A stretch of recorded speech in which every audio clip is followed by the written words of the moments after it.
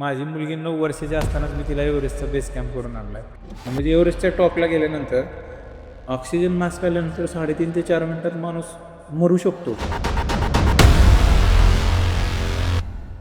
Camp 3 नंतर सगळ्या गोष्टी टफच आहेत. -20-30 टेम्परेचरमध्ये आहे. तुम्हाला तो बर्फ घ्यायचा, तो वितळवायचा, त्यानं तुम्हाला पाणी बनवायचं आहे, त्यानं तुम्हाला कॉफी बनवायची, तुम्हाला खायला मॅगी वगैरे त्या गोष्टी त्या बनवायच्या. ही शिखरं ही माणसासाठी बनलेलीच नाही आहेत.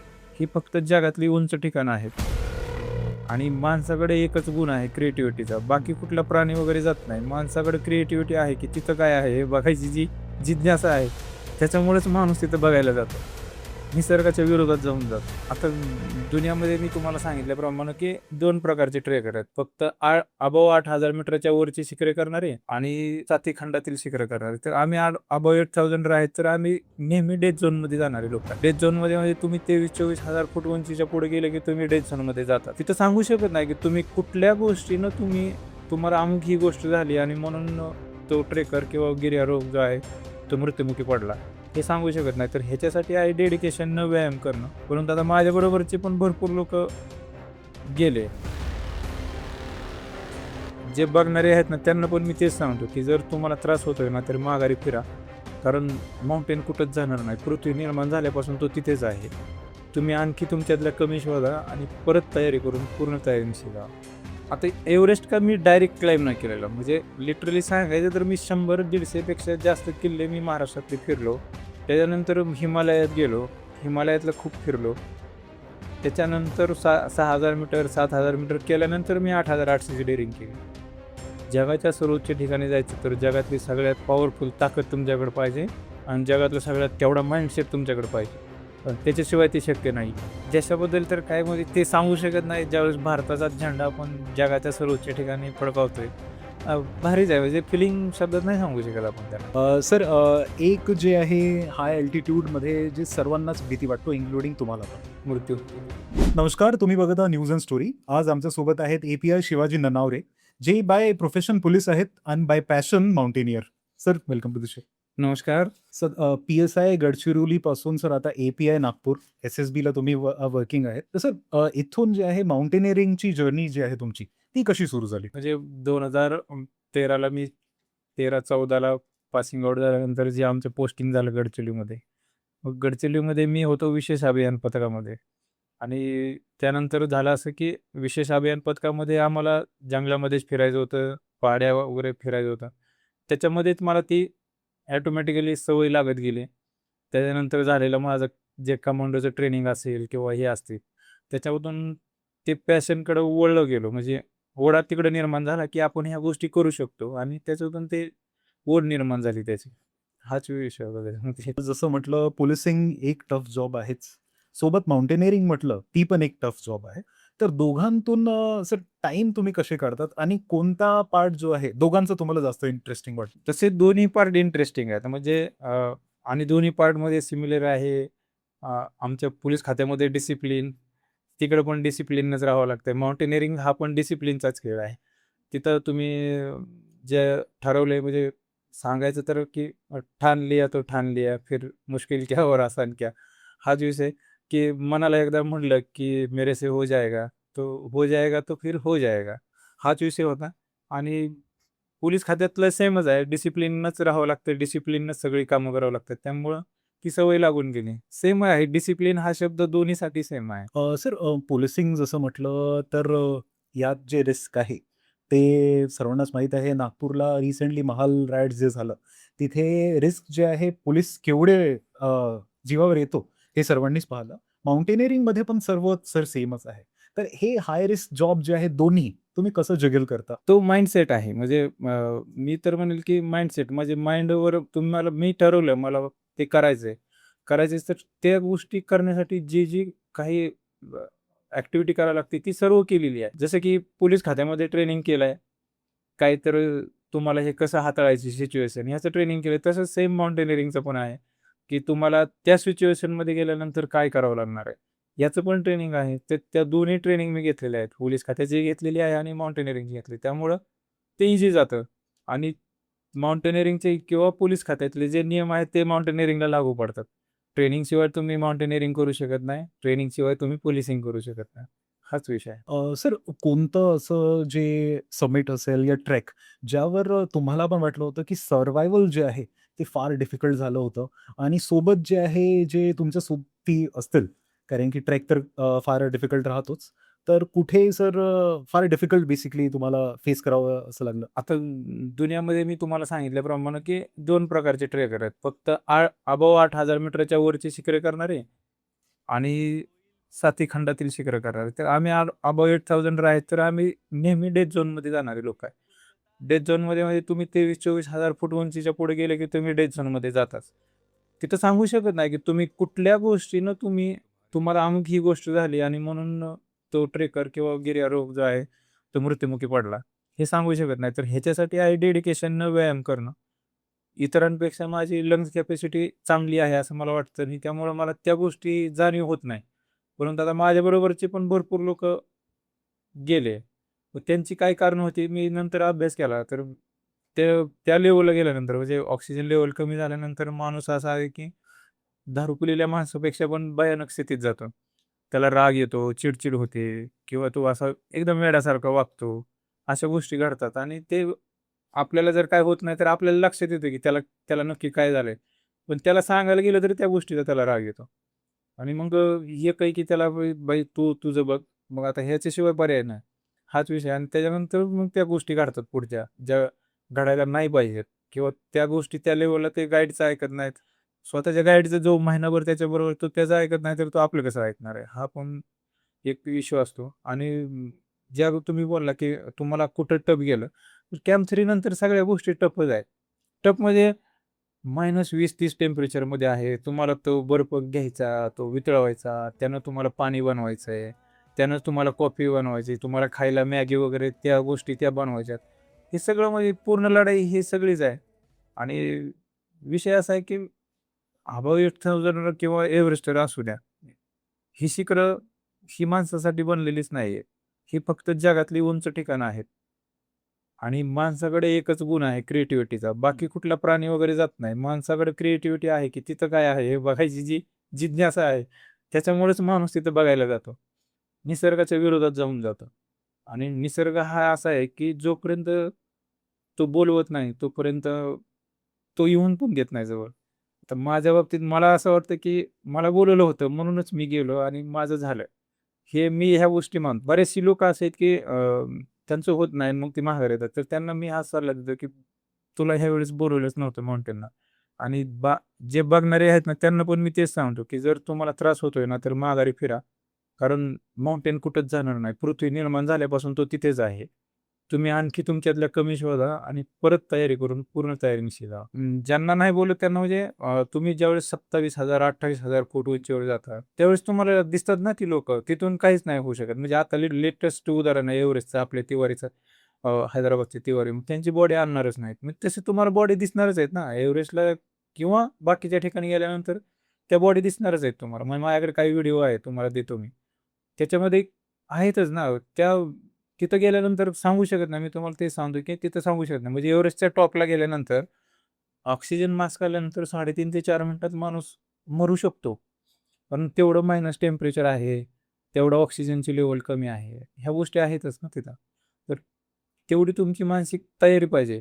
म्हणजे मी नेहमी माझं म्हणजे हेच बनवून ठेवलंय. जगाच्या सर्वोच्च ठिकाणी जायचं तर जगातली सगळ्यात पॉवरफुल ताकद तुमच्याकडे पाहिजे आणि जगातलं सगळ्यात तेवढा माइंडसेट तुमच्याकडे पाहिजे. पण त्याच्याशिवाय ते शक्य नाही. तुम्ही जगाच्या सर्वोच्च ठिकाणी चाललाय ना, तुम्ही इथं थोडी चाललाय कळसुबाईला गेलो आणि 1 तासात चढलो. नाही 50-50 दिवस लागतात आणि 50 दिवस तुम्हाला मायनस टेम्परेचरमध्ये राहायचंय. फॅमिलीपासून दूर राहायचंय. सगळ्या गोष्टी हा माइंडसेट तुम्हाला तयार करावा लागेल आणि त्यासाठी कमीत कमी 4 वर्षाचा तरी वेळ लागेल. म्हणजे आज मी सांगतोय एखादा मोटिव्हेट झाला आणि मी चाललो पुढे अवश्य शक्य नाही ते. जाऊन मरायची लक्षण आहे. तर तसं नाही. प्रचंड त्याच्यामागे ध्येयवेडे व्हावं लागेल.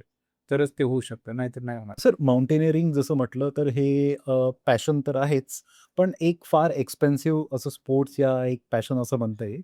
तर यात एक इन्सिडेंट असा आहे जे तुमचे जे बॅच आहे, त्यांनी पैसे कलेक्ट करून तुमच्यासाठी सर ती फी कलेक्ट केली होती आणि त्यानंतर तुम्ही बहुतेक एव्हरेस्टला सर तुम्ही क्लाइंब केलं होतं. बरोबर. तर त्या इन्सिडेंटबद्दल थोडंसं फार सांगाल तर? आता एव्हरेस्ट काय मी डायरेक्ट क्लाइंब नाही केलेला. म्हणजे लिटरली सांगायचं तर मी 100-150 पेक्षा जास्त किल्ले मी महाराष्ट्रातले फिरलो.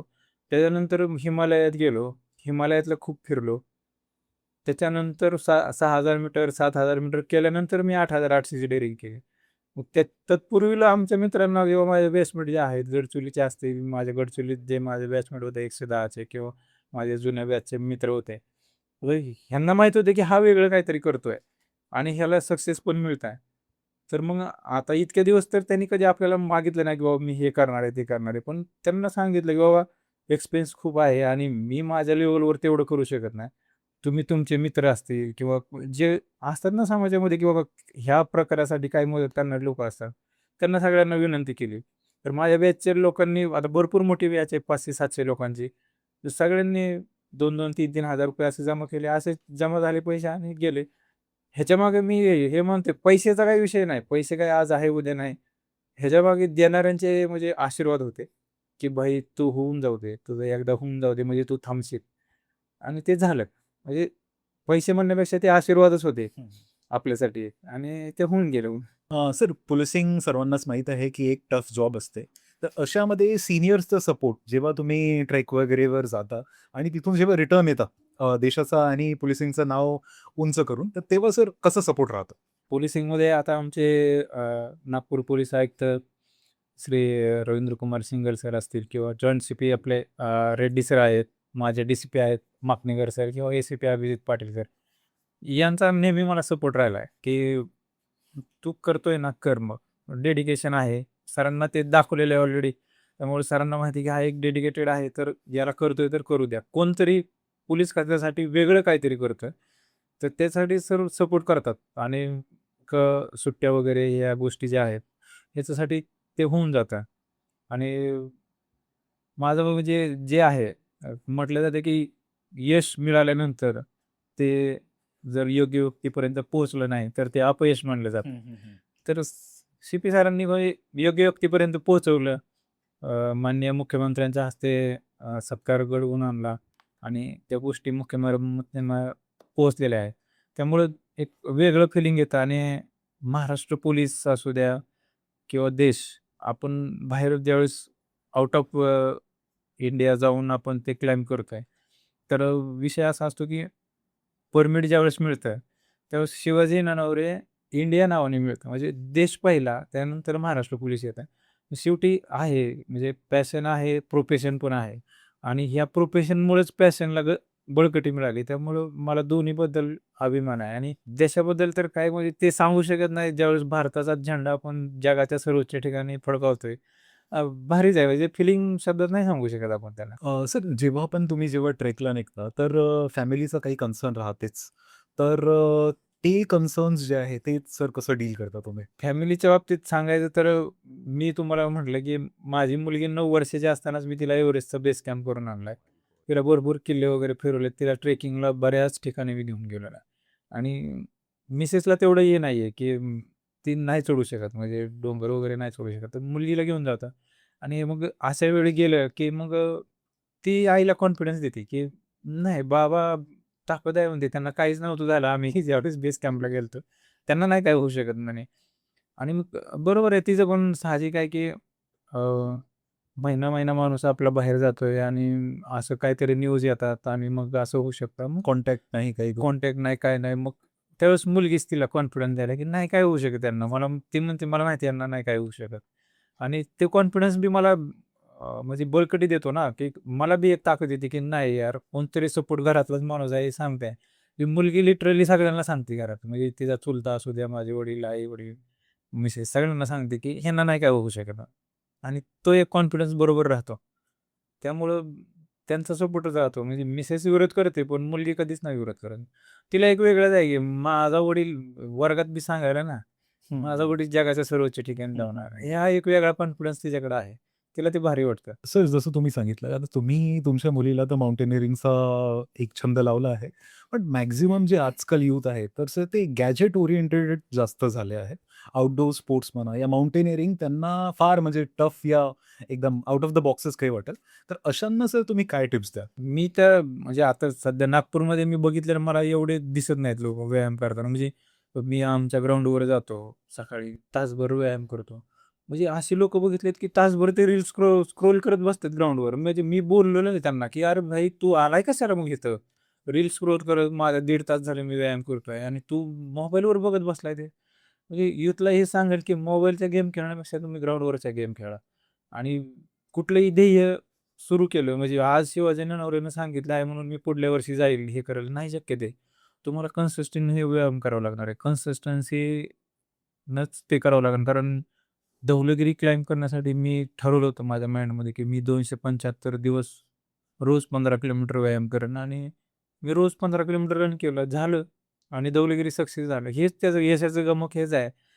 Consistency is the key of success. तुम्ही सातत्यानं ठेवलं तरच ते होऊ शकतं. नाहीतर नाही होऊ शकत. सर आता जे आहे नेक्स्ट पीक या नेक्स्ट समिट जे आहे, तुम्ही तुमच्या लिस्टमध्ये काय ठेवलं आहे? नेक्स्ट म्हणजे आता राहिलेच एक आणि ते आहे कांचनगंगा. इंडियाज फर्स्ट पीक आहे. 8,586 मीटरचा. दार्जिलिंग, सिक्कीम साईडला आहे. नेपाळमधून चढाई होते. आणि Kanchanganga is toughest mountain in world. तेवढ्यात जिद्दीनं आणि मेहनतीनं तेवढी तयारी करावी लागणार आहे आणि मी ती चालू केलेली आहे. जे आले की लगेच 15 दिवसात मी परत स्टार्ट झालेलो आहे. त्यामुळे ते पण होऊन जाईल. मला कॉन्फिडन्स आहे, होणार ते. सर माउंटेनिअरिंग जे आहे, असं म्हणतात की समिट जे आहे ते सर्वांमधून काही ना काही चेंज करतो. तर तुम्ही माउंटेनिअरिंग म्हणून या समिट या पीक या ट्रेलवरून सर तुम्ही काय अडॅप्ट करता? तुम्ही काय गोष्टी जे आहे आपल्यासोबत स्वतः घेऊन येता इकडे? माउंटेनिअरिंगनं मला आहे ना नम्र बनवलं. मी जो पहिला होतो, म्हणजे तुमच्या मित्रांनो पण सांगितलं असेल मी पहिला कसा होतो. मला नम्र बनवलं आणि झुक के चलो, झुक के जर चालला तर तुम्हाला सक्सेस मिळणार आहे. माउंट एव्हरेस्ट तुम्ही बघून चालत असाल तर तुम्ही नाही चढू शकत आहे. खाली बघूनच वर चला, होऊन जाईल तुमचं. हेच शिकवतं माउंट झुक के चलो, हो जाएगा. सर जे आता नवीन ज्यांना म्हणजे माउंटेनिअरिंगचा सर छंद असेल, त्यांना सर तुम्ही काय ॲडवाईस द्याल, की काय प्रोसेस असतो? कसं त्यांनी स्वतःला डेव्हलप करायचं आणि काय त्यांना टफ जाऊ शकते? त्यावर कसं काम करायचं? आता माउंटेनिअरिंगमध्ये महाराष्ट्रात जर करत असतील यूथ नवीन, तर त्यांना मी सांगणं आहे की एक छोटे-छोटे कोर्स असतात. आता पुण्यामध्ये भरपूर आहेत. आमचं द अल्पाइनिस्ट असेल किंवा असं आता भगवान दादा ज्यांच्या मार्गदर्शनाखाली मी हे सगळं केलं. दादा कोर्स घेतात 4-4 दिवसाचा, जे सह्याद्रीमध्ये माउंटेन क्लाइंब करायचे आहेत, किल्ले वगैरे त्याच्यासाठी. ह्याला प्रशिक्षणाची गरज आहे. विदाऊट प्रशिक्षण तुम्ही करण्यात काही पॉईंट नाही. म्हणून लास्ट इयर तुम्ही न्यूज ऐकली असेल, हरिश्चंद्रगडावर गेले आणि तिकडेच अडकून पडले. एक जण थंडीनं मयत झाला. खाली येताच आलं नाही. तर अशा वेळी काय करता येईल ह्याचं ट्रेनिंग तिथं दिलं जातं. आणि हिमालयातलं माउंटेनिअरिंग असेल, बेसिक माउंटेनिअरिंग कोर्स तर ज्यांना जे करतायत थोडं-थोडं माउंटेनिअरिंग त्यांनी तर बेसिक करून घ्यावा. जसं की भारतामध्ये तो 5 ठिकाणी चालतो. सिक्कीम, अरुणाचल, उत्तर काशी, मनाली आणि श्रीनगरला आहे. आणि तिथं तुम्ही अप्लाय करू शकता आणि तो कोर्स केल्यानंतर तुम्हाला माउंटेनिअरिंग जवळ-जवळ 90% समजून जाईल. 10% जे राहते ते तुम्हाला स्वतःला क्लाइंब केल्यानंतर समजतं. पण 90% तिथं समजून जातं. कारण ते ट्रेनिंग 10,000 फूट, 12,000 फूट उंचीवर चालतं. त्यामुळे ते तुम्हाला समजून जाईल तिथं. सर तुमचं काय प्रिपरेशन असतो प्रत्येक ट्रेकच्या अगोदर? तुम्ही स्वतःला कसं प्रिपेअर करता? माझा आता तो माइंडसेट झाला आहे. माइंडसेट झाला आहे, की मी माझं म्हणजे प्रत्येकाला माझं सांगणं हेच आहे, की स्वतःच्या लिमिट चेक करा. आता मी माझी लिमिट क्रॉस केली आहे. ऑलरेडी एव्हरेस्ट केला आहे. त्यानंतर खालचे शिखरं ते मला करायचेच आहेत आणि ते होतीलही. काही वेळेस अनसक्सेस होईल. पण मला माहिती आहे, की मी त्याचा अभ्यास करून मी परत सक्सेससाठी प्रयत्न करणार आहे. तर लिमिट चेक करा. मी तुम्हाला पण सांगतो, तुम्ही स्वतःच्या लिमिट चेक करा. लिमिट चेक केलं, की आपल्याला कळून जाईल, की आपण आउट ऑफ द बॉक्स जाऊन पण ही गोष्ट करू शकतो आणि त्याच्यामुळे ते करता येईल आणि आता मी तुम्हाला ते सांगतोय, की स्वतःची लंग्स कॅपॅसिटी वाढवा. मेडिटेशन, योगा ह्या गोष्टी आहेत. ह्या गोष्टीनं तुमच्या माइंडवरचा कंट्रोल राहतंय. भांडणं होत नाहीत.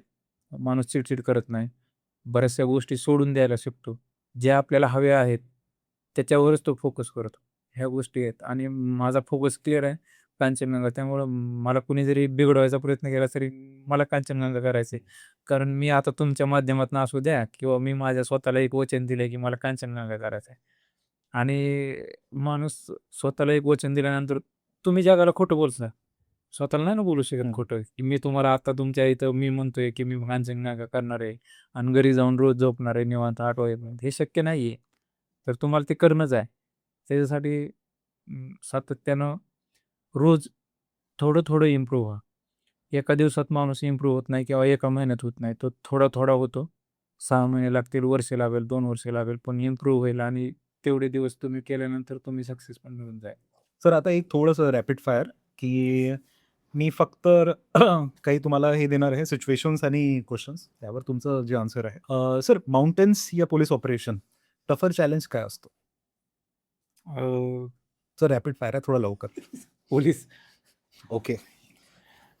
सर एक जे आहे हाय अल्टिट्यूडमध्ये जे सर्वांनाच भीती वाटतो इन्क्लुडिंग तुम्हाला पण. मृत्यू. ओके. सर तुमचं dream peak? Dream peak Makalu. Sir tea और coffee during trek? Coffee. Sir most memorable sunrise you have ever witness? Makalu. Morning. Okay. Yeah. आणि sir one word to describe the mountain. एक शब्द माउंटेनला describe करण्यासाठी. डिस्क्राईबसाठी नाही सांगता येणार. Sir एक मेसेज जे तुम्ही म्हणजे नागपूरचे तरुण आणि तरुणी यांच्यासोबत जे सर्व ज्यांना माउंटेनिअरिंग करायची असेल या जे आपल्या लाईफमध्ये थोडं स्ट्रगल करत असेल तर त्यांना मोटिवेट करायसाठी सर तुम्ही काय सांगा? त्यांना मी जे मी पहिल्यांदा सांगितलं होतं तेच सांगेल की हे आहे तुम्ही जर मतलब जो ठान लिया वो ठान लिया, मुश्किल क्या और आसान क्या. आणि माझं लास्टला म्हणजे एवढंच सांगणं आहे की नागपूरकर तरुण-तरुणींना की आमचं जे ऑपरेशन थंडर चालू आहे, व्यसनांच्या आहारी जाऊ नका. ड्रग्जमध्ये काही नाही आहे. मग त्याच्यापेक्षाही माझ्यासारखी नशा लावा. की नशा तुम्हाला योग्य ठिकाणी घेऊन जाईल. ती नशा तुम्हाला तुमची बरबादीकडेच घेऊन जाणार आहे. त्या गोष्टीनं घरच्यांना त्रास होणार आहे, नातेवाईकांना त्रास होणार आहे, पैशाची बरबादी होणार आहे आणि त्यातून आयुष्यात पुढं काहीच नाही आहे. तर तरुणांना आणि तरुणांनी तेच दारू पिऊन गाड्या चालवू नका. उगाच एखाद्याचा जीव जातो, एखाद्याच्या घराचं आयुष्य घराचं वाटोळं होतं. एखादा जर ॲक्सिडेंटमध्ये हातपाय गेला, मृत्युमुखी पडला, तर तुम्ही एक बारीक विचार करा आणि बघा, एखाद्याचा कमवता माणूस जर तुमच्याकडे एका छोट्याशा चुकीमुळे जात असेल, तर त्याच्या घराचं कसं उद्ध्वस्त होतं, हे तुम्ही नाही बघू शकत आहे. हे पोलीस ॲज अ पोलीस म्हणून आम्ही बघतो, तर हे खूप धोकादायक आहे. तर तरुणींना एवढं सांगेल, की नशा जी आहे ती व्यायामाची लावा. तुम्हाला जे आवडतं ते करा, फक्त त्याच्यामध्ये ते टॉप गाठा. बस एवढंच माझं म्हणणं आहे त्याच्यामध्ये.